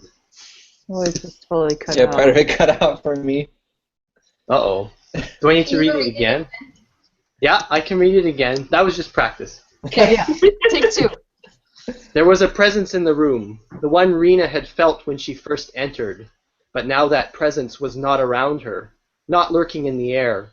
It was in her, filling her, and she knew its name. What's his name? I love that so much. It's a good line. It's so good. Is she talking about memory? Maybe. I'm going to let you speculate for a little bit. I think it's a dragon. I think it's talking about a dragon. You're talking about a dragon. Am I totally off base here? Kara, did you read the Slack? No? Maybe. I read that line Our in Slack, but was I it didn't write ours? anything down. Ours It was like right before we started the show. No, I didn't. Sorry. Okay. I know Should I reveal it? I don't think you should. I think you should like leave it. It's a I really think good if you don't, I think if you don't reveal it, it makes more people want to pre-order your book. Ooh, You I like wanna that. pre-order I need it. pre-orders. We already pre-ordered it. Oh yeah. Okay. Yeah. I did it. Ooh, You got that. Maybe we'll get 2 copies, so that me and Brenda can read it at the same time. So who's the character in this? What do you guys think? What's that? Do you have a guess on who this character is? Oh no, I mentioned her name. Okay. Yeah, Yeah, there you go. I said. Yeah. You said her- How much have you been you drinking? said her name. I'm gonna guess main character. Don't drink and edit. That's how typos and mistakes end up in Very the good books. advice. Okay, all right. So to finish up our very Okay, first I don't think Patrick podcast. has gone, has he? Yeah, he went. You went. Did he? Yeah. What did I? Yeah, catch up, You're Joe. making eyes at your wife. Maybe I was looking at my thing with that. Sorry, Patrick. That's okay. Does anyone have? I just need to check if anyone has any drunk opinions. Fine. Do you have a drunk opinion? Of what? Of anything? Anything? Yeah, Oh. you do. What's your drunk Because- opinion? Oh no. I don't. No. I have a drunk opinion. Go for I it. think I think over the publishing industry. Yeah, all Inkshares, all authors are going to come to Inkshares. And it's going to be the new big thing where all the readers and writers get together. I like it. John, your drunk opinion is just sweet. It's just a logical Let's observation. toast to that. I drank. Everybody toast. Empty bottles are okay. Toast your screen. Toast. Toast your screen. Inkshares. Nothing. Joe, I can tell you're not toasting the For the screen. future. I'm getting kind of drunk, so. I it. Okay. For my drunk opinion is, shit, I lost it already. I only wanted. This is what happens when you have ADD and then Just you look, drink. And just then, look into my It's eyes. just, I only wanted your drunk opinion. my drunk opinion is No. more people should join the community, and Stop it. this Be quiet. Wait, Am I Joe, not allowed how to do you do spell that? transatlantic? Christine. I missed it. What? Just to spell translate Joe one. couldn't spell last time. No, I'm not that drunk. I can totally spell it right now. I'm just He's getting like sleepy. when I drunk. You guys want to see my new tattoo? Yeah. Drunk. Where is it? It's on your hip. I'm just. There. Oh, Britta's getting so excited. Kara, talk loudest. Yeah, talk so we can see it. 'Cause Okay, I'm showing you my art supplies. yeah, tattoo. but when you don't talk, it's not big. It's got my pen. It's a pencil sharpener. It's It looks so my drawing good. pencil. It's always hypnotizing when you peel things like that. Cool, huh? That's Very awesome. cool. Love it. Yeah.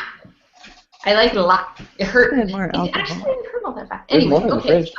There might be some cider. I'll be right back. I'm just gonna try We're to pour more gonna alcohol. close it out. Actually. Well, we can do anybody who wants to. Anyone who wants to stick around after we do the stream, we could do a separate after last call stream. But nobody has to. We'll call it stick the around after for party. Okay. Yeah. Well, we should sign Now off. that people are starting to get actually drunk. Yeah, now that people are getting drunk, we can do like the real sloppy version. In conclusion, we're all very inspired by one another. Oh. And our hearts are joined in the beauty of Inkshares as a company. And we're all in this together, and it shows. Hand in hand. Something. Oh We'll dear. make it. Supposed to cry? I think she wiped a tear there. I'm trying to see. No, I'm not crying. And so, until next time, may your drinks be shared. Oh, I like it. Ooh, that's a good one. Okay, everybody say goodnight. Good night. Good night. Well, I'm gonna drop this and then we'll. Alright. Okay, good night. Good night. There you go. All right.